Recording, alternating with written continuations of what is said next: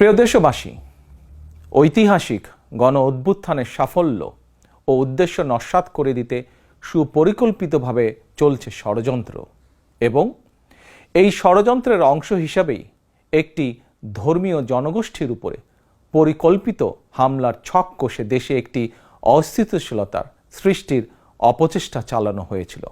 তবে হাসিনা পতন আন্দোলনের পক্ষের শক্তি এবং অন্তর্বর্তী সরকারের সময়োচিত পদক্ষেপের কারণে বিতাড়িত অপশক্তির পরিস্থিতির অবনতি ঘটাতে ব্যর্থ হয়েছে।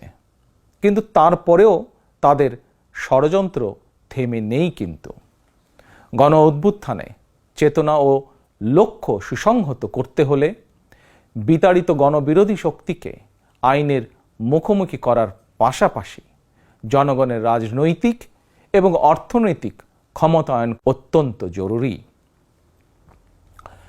জনগণের রাজনৈতিক ক্ষমতায়নের প্রধান হাতিয়ার হচ্ছে প্রতিটি নাগরিকের ভোট প্রয়োগের অধিকারকে নিশ্চিত করা যে কোনো মূল্যে।